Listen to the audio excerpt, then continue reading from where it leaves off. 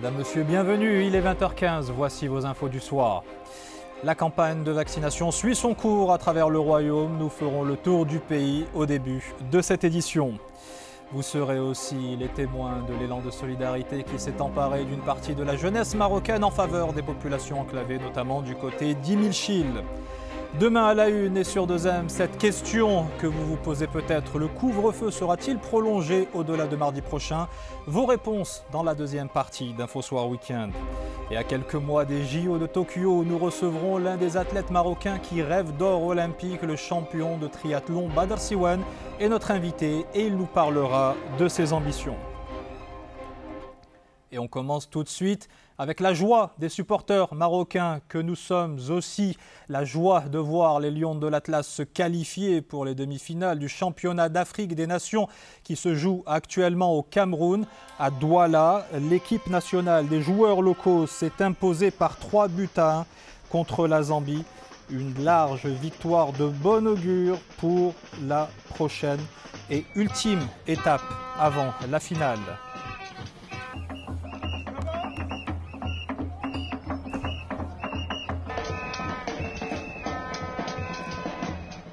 Et Jamel Oualem nous a rejoint pour un premier résumé de la rencontre qui s'est terminée il y a un peu plus d'une heure. Bonsoir Jamel. Bonsoir Wadir. Qu'est-ce qu'il faut retenir de ce match?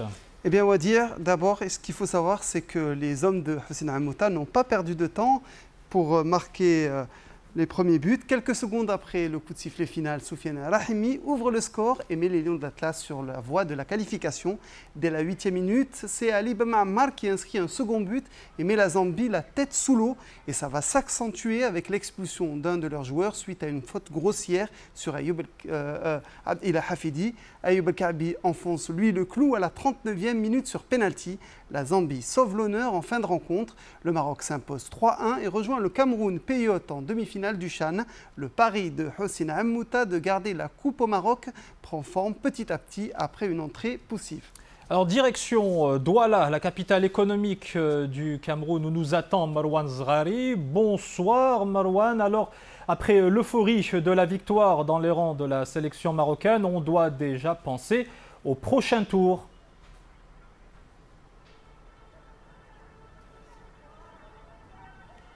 Alors bonsoir Wadia, bonsoir à toutes et à tous. Je veux dire que tout d'abord félicitations pour le Maroc pour cette victoire et cette qualification pour les demi. Alors je vais dire pour ces demi ça sera un peu compliqué pour le Maroc parce qu'il joue contre le pays organisateur, le pays hôte, le Cameroun. On a vu aujourd'hui un stade qui a dépassé un peu les 50% de capacité. Donc certainement le jour du match, et c'est une demi-finale, il y aura encore beaucoup de monde. Et voilà, bon ça va être aussi compliqué pour le Maroc parce qu'il devra jouer à Limbé. Limbé est à 1 heure de Douala et certainement ils vont faire des allers-retours. En tout cas, ils sont en train de discuter ça au sein du club, s'ils vont s'installer à Limbé ou ils vont faire des allers-retours. Mais en tout cas, on souhaite bonne chance au Maroc contre le Cameroun. Merci beaucoup Marwan Zrari, vous étiez en direct avec nous depuis Douala. On poursuit, Jamel, l'actualité sportive avec un nouveau venu dans les rangs des Lions de l'Atlas, justement. Et oui, Wadia, c'est la fin d'une longue saga pour Mounir El-Haddadi.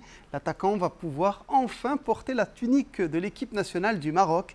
La réforme LACJA du nom du président de la FRMF va donc pouvoir s'appliquer au cas Mounir El-Haddadi. La FIFA a décidé d'assouplir les conditions pour pouvoir changer de nationalité sportive. Pour résumer, le joueur doit avoir porté les couleurs d'une autre équipe nationale avant ses 21 ans, un maximum de 3 matchs, et ne plus avoir été convoqué depuis au moins 3 ans. Mounir El-Haddadi, qui avait été débouté par le tribunal arbitral du sport en novembre dernier, après avoir pourtant été convoqué par le coach national en octobre, peut donc enfin souffler. Il a désormais obtenu gain de cause. Jamel, même chez les combattants les plus violents, il y a un petit cœur qui bat. Eh bien oui, Wadir, on croirait que la MMA est un sport brut. C'est avant tout une discipline qui n'oublie pas le respect. Cédric Doumbé, multiple champion du monde franco-camerounais des poids welters, a battu hier soir le néerlandais Murtel Groenhart par KO lors de la deuxième reprise. Juste avant le combat, il a rendu hommage à la légende marocaine Badr Hari. Cédric Doumbé est entré dans le ring accompagné de la chanson fétiche du combattant marocain. Un joli clin d'œil à Badr Hari qui ne cesse depuis 3 ans de subir des déconvenues entre défaites par KO et blessures à répétition. Le mois dernier, Cédric Doumbé avait battu par KO le Marocain Karim Raji. Il a une nouvelle fois démontré son attachement au Maroc et son respect infini envers la légende Badr Hari. Merci Jamal pour ce tour de l'actualité sportive marqué donc par cette belle victoire des Marocains face à la Zambie qui se qualifie donc pour les demi-finales du championnat d'Afrique des Nations et ils affronteront, comme le disait depuis Douala Marwan Zrari, le Cameroun à samedi prochain pour l'Infosport. L'autre image du jour, c'est celle-ci. Les experts de l'Organisation mondiale de la santé se sont rendus aujourd'hui au marché Hunan de Wuhan. Le site est considéré comme le premier foyer connu de la pandémie de coronavirus, fermé depuis janvier 2020. Il était réputé pour la vente d'animaux vivants et notamment le fameux pangolin. Les enquêteurs de l'OMS sont arrivés en Chine au début du mois et ils ont entamé leurs investigations vendredi dernier après 2 semaines de mise en quarantaine.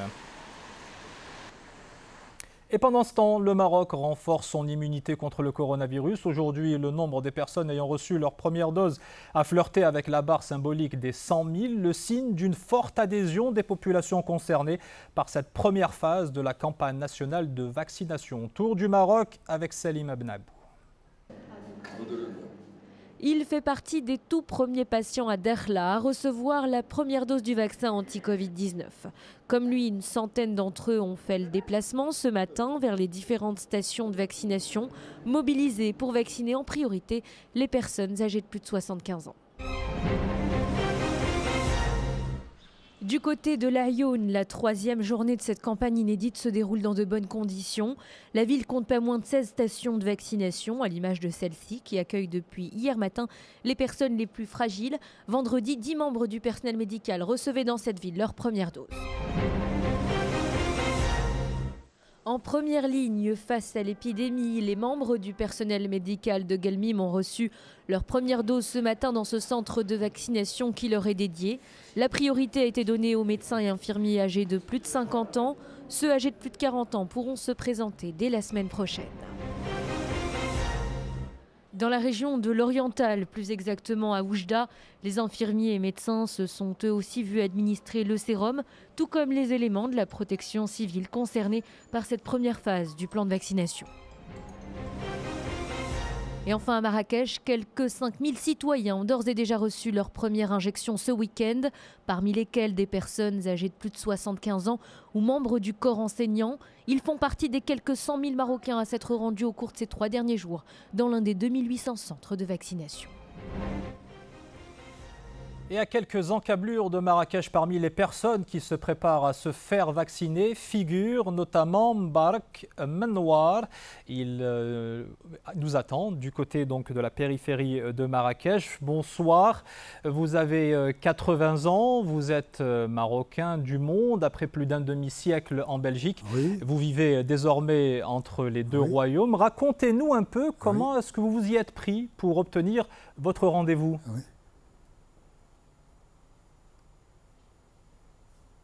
Eh bien, moi, je suis rentré à Talqih MA et alors j'ai demandé un rendez-vous pour la semaine prochaine le plus rapidement possible.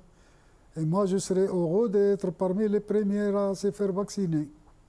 Et dans quel état d'esprit est-ce que vous êtes après avoir entrepris effectivement ces démarches et via Internet, liqahcorona.ma? Oui, je suis content de pouvoir être vacciné parmi les premiers. Et je n'ai pas le trac, je n'ai pas peur. Et je suis heureux de le faire dans mon pays natal.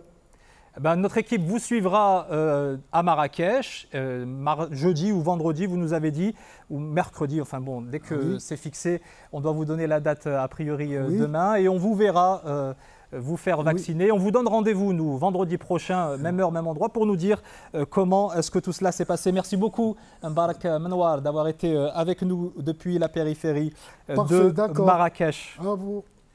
Ces chiffres encourageants, bien que la vigilance reste de mise, ceux de la situation épidémiologique dans le Royaume. Le ministère de la Santé a recensé 466 nouveaux cas de coronavirus. Au cours de ces dernières 24 heures, 532 personnes ont été guéries et malheureusement, toujours ces morts du Covid à déplorer au nombre de 16. Intéressons-nous maintenant à cet élan de solidarité initié par de jeunes Marocains en faveur des populations enclavées en milieu rural et exposées au froid hivernal. On commence avec cette association qui est venue en soutien à 600 familles dans la province de Midelt, aux alentours de la commune d'Imilchil. Voyez ce sujet signé Abd Samata, Merita Saha. Ces habitants du Douar ou le Razi repartent chargés. Depuis leur village situé à plus de 2000 mètres d'altitude, à une vingtaine de kilomètres d'Imilchil, il leur est difficile de se déplacer. Ces colis remplis de produits alimentaires et de couvertures vont leur permettre de tenir quelques semaines, sachant que les températures vont baisser dans les jours qui viennent. Je remercie les bienfaiteurs et cette association pour ces aides. Ici, il fait froid, nous n'avons pas de route ni de moyens de transport à part des ânes. Et s'il neige, c'est catastrophique. Au total, 600 familles issues de 9 douars de la région vont bénéficier de ces aides. L'organisation Baraka Angels n'a d'ailleurs pas oublié les plus petits. C'était très important pour nous de ramener des vêtements chauds et neufs pour 200 enfants. Nous remercions les gens qui nous aident et croient en nous. C'est la 7e distribution hivernale organisée par l'ONG, une belle initiative qui a redonné du baume au cœur à ses habitants ainsi que de la joie à ces petites têtes brunes. Autre action de solidarité, celle menée par certains des 35 000 membres d'un groupe qui a vu le jour sur Facebook au début du confinement. L'une de ses administratrices est avec nous en duplex. Nawal Montasser, bonsoir. En quoi a consisté l'opération que vous avez réalisée hier dans la région de Bni Mellal? Oui, bonsoir Wadi. Alors l'opération, c'est surtout, donc c'est une opération qui va se faire en 3 étapes. La première étape, c'est surtout alléger la souffrance de ces gens-là qui sont dans des régions enclavées et leur dire que justement, nous ne vous oublions pas. Et donc, c'était une action axée sur les enfants. Nous avons ramené des denrées alimentaires, des vêtements neufs, donc voilà, des vêtements chauds, des fournitures scolaires, dans un premier temps. Dans un second plan, ça va être surtout, et c'est en collaboration avec la Fondation Altea, qui existe depuis 20 ans, c'est réaménager l'école. Nous avons une vision commune qui est l'éducation et la santé. Donc, nous allons réaménager l'école dans les semaines à venir et puis organiser une caravane de correction visuelle, toujours avec cette fondation-là. Dans un second plan, en fait, au début, nous avons écouté ces gens-là, écouté leurs besoins et identifié aussi le potentiel de ressources dans ces régions-là pour rendre ces gens-là autonomes financièrement. Et ça va être la 3e étape, créer une coopérative en collaboration avec des ONG locales. Merci beaucoup Nawal Montasser et bravo à vous et aux jeunes qui vous accompagnent dans ces différentes initiatives. Solidarité encore avec cette distribution d'aide aux habitants des environs de Tinrid, comme vous allez le voir dans ce tour des régions en 80 secondes, piloté par Jazia El-Hammali. Près de Tinrid, à Boumendades, ces jeunes venus de Marrakech portent à bout de bras les aides destinées aux populations démunies. À travers cette initiative solidaire, ils ont réussi à récolter et distribuer couvertures, vêtements chauds ainsi que denrées alimentaires. Un geste qui a bénéficié à près de 200 familles des zones reculées en ces temps de froid. À Tanger, cette convention cadre paraphée par le ministre de l'Éducation nationale Saïd Hamzazi avec la fondation Lalla Esma pour enfants et jeunes sourds a pour objectif de renforcer entre autres l'éducation inclusive. Une autre convention cadre a également été signée avec le Lions Club Maroc afin notamment de développer les conditions de l'enseignement public et préscolaire. Du côté de Berkane, c'est aujourd'hui qu'a été lancé officiellement le service de collecte intelligent des déchets ménagers. Sous l'égide de la Société de développement local, ce sont en tout 25 engins neufs et une quarantaine de tricycles et motos électriques qui mèneront cette mission aux côtés des coopératives locales. Agirgaret et Birgendouz devront bientôt voir le jour des zones de distribution et de commerce. D'une superficie de 30 hectares chacune, le projet est en phase d'étude.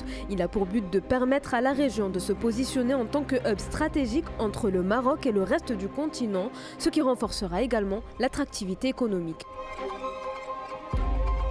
Vous êtes bien dans InfoSoir Weekend, ne zappez pas. Dans un instant, Mamadou Diaye vous présente sa revue de presse. Vous saurez ce qu'il y a à la une de vos journaux. Nous serons sur la voie des JO en compagnie du triathlète Badr Siwen qui est ce soir notre invité. Et l'artiste Manel Benchleha viendra nous présenter en exclusivité sa nouvelle ligne de vêtements et ses futurs projets artistiques.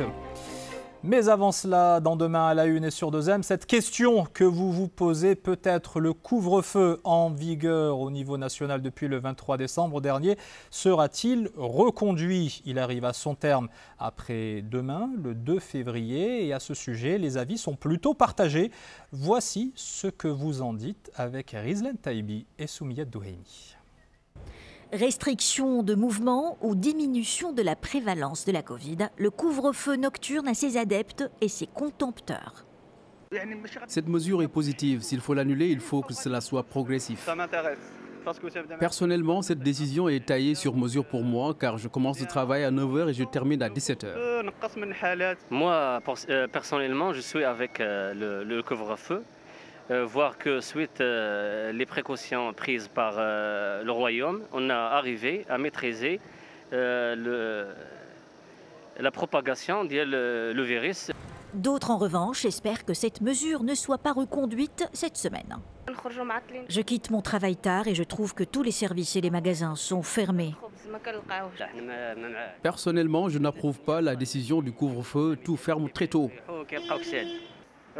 Je ne suis pas pour la fermeture des cafés et des restaurants à 20h. C'est là où je commence à travailler. En ce qui concerne l'état d'urgence sanitaire appliqué depuis la mi-mars de l'année dernière, il restera en vigueur jusqu'au 10 février. En tout cas, quelle que soit la décision prise, elle sera largement relayée dans vos journaux. Je vous propose justement de feuilleter la presse en compagnie de Mamadou Diaye. Bonsoir Mamadou. Bonsoir. Et on commence avec les hebdos.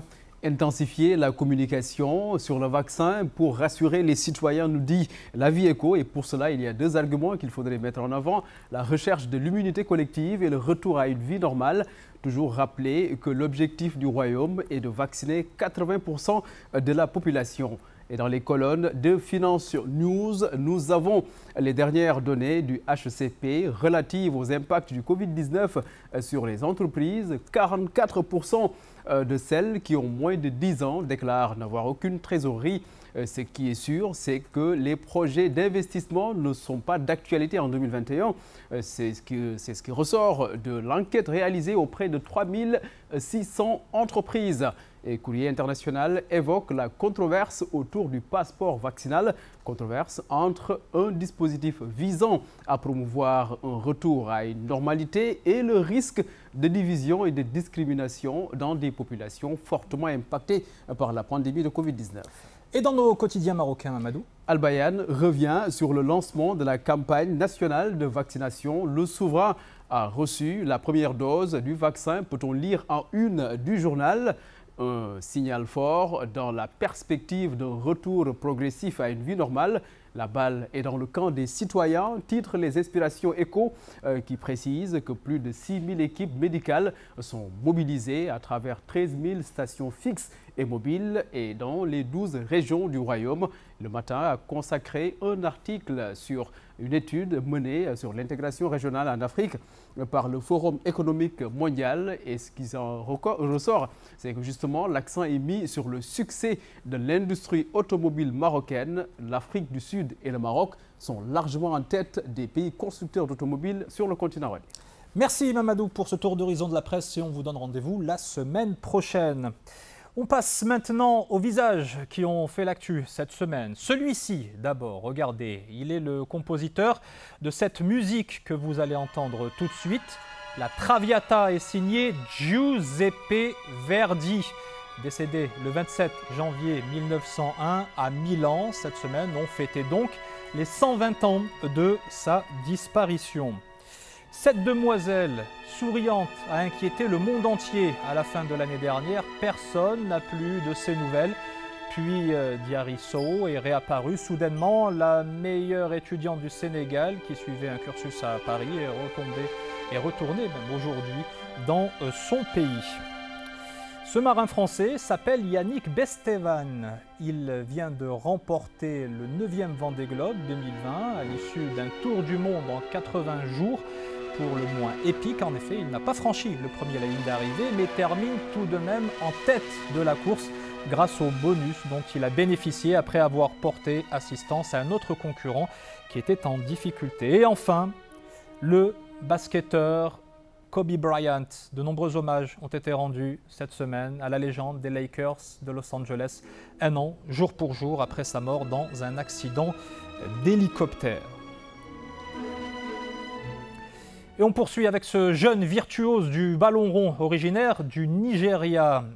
Chinonso Eche n'a que 12 ans et il détient déjà le record du monde du plus grand nombre de touchés de balle en 1 minute, avec en plus un ballon en équilibre sur sa tête. Il a ainsi jonglé 111 fois en 60 secondes, une performance qui lui vaut de figurer dans l'édition 2021 du livre des records. Essayez plutôt, vous allez voir que c'est bien compliqué. Et d'autres performances sportives, celle de l'athlète marocain Badr Siwen, le double champion d'Afrique de triathlon et vainqueur des Jeux africains en 2019, rêve d'une médaille olympique.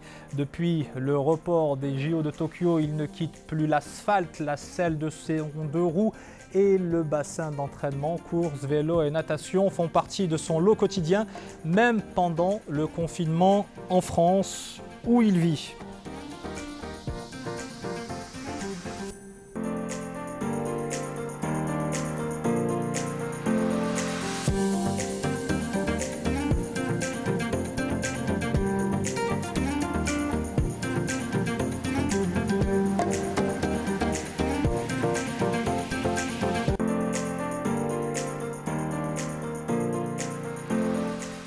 Et Badr Siwen qui est avec nous sur ce plateau. Bon, vous êtes venu de France, j'imagine que c'est ni à la nage ni à vélo et encore moins en courant, même si c'est un peu compliqué de prendre l'avion ces derniers temps. C'est beaucoup plus dur de prendre l'avion maintenant que d'aller s'entraîner chaque jour. Alors, parlez-nous un petit peu de votre parcours, Badr. Ce qui est surprenant, c'est que vous découvrez le triathlon à l'âge de 9 ans, en région parisienne.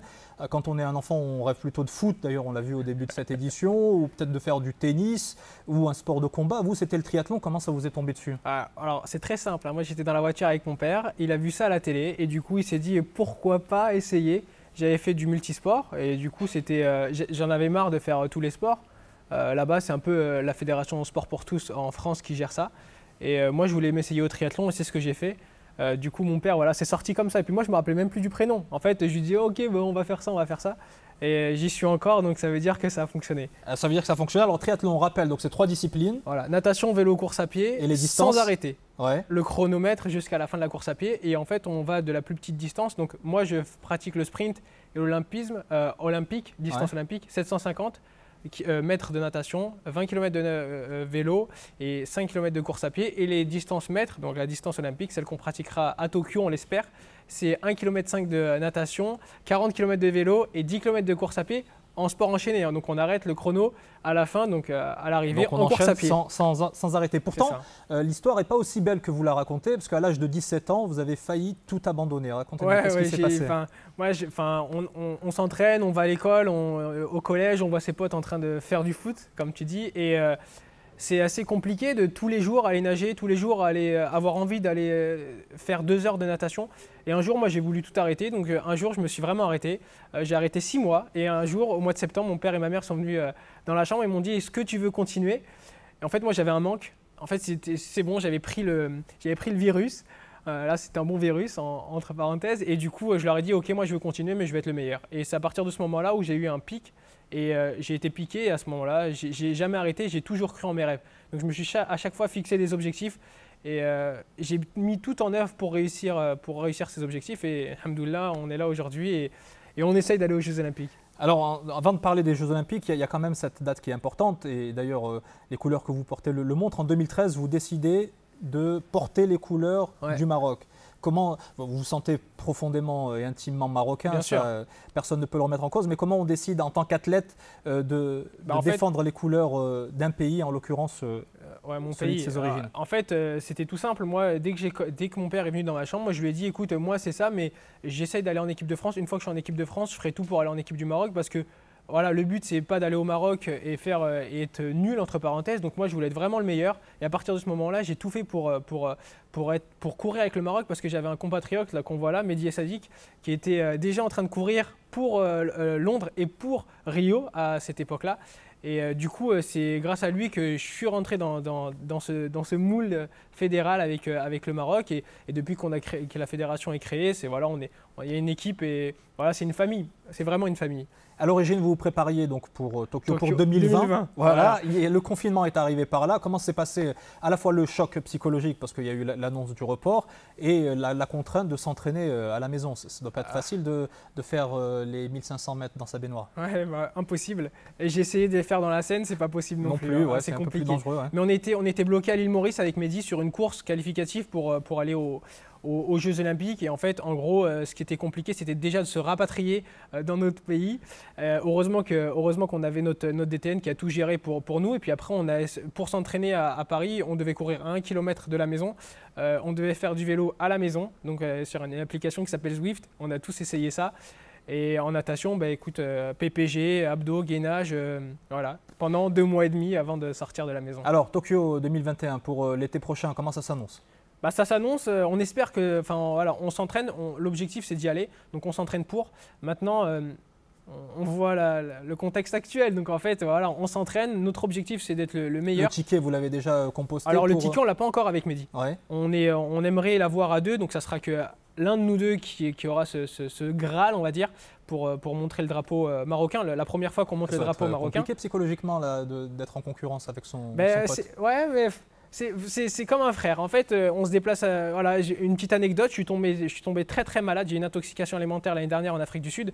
Et le jour de la course, je ne pouvais pas faire la course. Et il m'a emmené à l'hôpital le jour de la course. Ça veut dire qu'il a tout géré pour que je puisse aller à l'hôpital. Et lui, il est parti faire sa course. C'est pour te dire que là, je pense que dans aucun sport, on voit ce type de geste. Hein. En tout cas, on vous souhaite bonne chance alors à tous les deux. Je pense que c'est le mieux à faire. Et quoi qu'il en soit, on vous suivra. En tout cas, merci beaucoup, Badar Siwan, d'avoir été avec nous dans Info Soir Week-end. Et maintenant, nous allons recevoir une artiste qui transforme en or tous les disques qu'elle sort. À son actif des tubes comme Nia, Nta, Pas le choix ou encore Sly, avec lesquels elle s'est fait connaître. Des tubes taillés sur mesure, un peu comme cette ligne de vêtements qu'elle vient de lancer sous la marque Barry & Soch. Vous le voyez, des tenues estampillées streetwear, unisex et pour le moins confortable, celle qui est derrière ce projet est avec nous sur le plateau d'Info Soir Week-end, comme par magie. Manel Benchliha est avec nous. Bienvenue. Merci, c'est gentil. On est ravis de vous accueillir. Alors d'habitude, vous êtes invité pour la sortie de disques. Et là, vous venez nous parler de cette tenue. D'ailleurs, ce que vous portez là, ça fait partie de votre ligne de vêtements. Est-ce que c'est parce que vous ne trouviez pas ce que vous cherchiez dans les boutiques de l'album 360 avec des titres de Manel? Combien de titres? 15 pour le moment. 15 pour le moment. Et ça sera quel type de couleur? Est-ce que c'est à peu près l'image de ce qu'on a pu entendre jusque-là, un peu R&B, pop. En fait, ça va rester du 360, c'est-à-dire qu'on va traiter des sujets différents et des styles musicaux complètement différents qui passent de la pop au rock, à de la house. Ça va être un peu différent. Est-ce qu'il y a des titres qui vont sortir ou des hits qui vont sortir en avant-première, avant le 21 mai? Inch'Allah, il y aura un prochain titre qui sort en mars. En mars, voilà, tout est dit et c'est en exclusivité sur ce plateau. C'est sorti nulle part ailleurs. Merci beaucoup Manel Benchliha d'être venu nous présenter cette ligne de vêtements et votre projet artistique, et vous venez en reparler quand vous voulez sur ce plateau. Merci beaucoup. Merci infiniment. Et on termine avec ces images extraordinaires, celles d'un arbre vieux de 20 millions d'années. Et le plus impressionnant dans tout cela, c'est qu'il a été découvert, fossilisé, quasi intact par des scientifiques grecs sur l'île volcanique de Lesbos.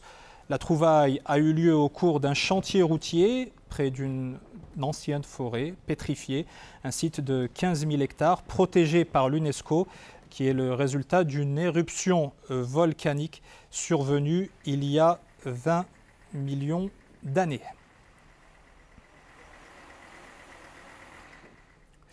Il me reste à vous rappeler les principales informations de ce dimanche 31 janvier. La victoire éclatante des Lions de l'Atlas en quart de finale du championnat d'Afrique des Nations. Le Maroc a écrasé la Zambie par 3-1 et pour accéder à la finale, les joueurs marocains, dompter les Lions du pays hôte, le Cameroun. La campagne de vaccination se poursuit demain à travers le Royaume. On aura alors dépassé largement la barre des 100 000 personnes traitées. Pour ou contre la levée du couvre-feu d'ici mardi prochain, les avis sont partagés comme vous l'avez suivi au cours de cette édition. N'hésitez pas, si vous le souhaitez, à nous partager vos événements et différentes actualités sur cette adresse mail infosoirweekend@2m.ma. Dans un instant, que du sport, suivi d'El Messaïa présenté par Hussein Ouzig. Juste après, ne manquez pas des histoires et des hommes. Tout au long de la semaine, c'est Yassine Benbel qui vous accompagne. Nous, on se donne rendez-vous le week-end prochain, même heure, même endroit.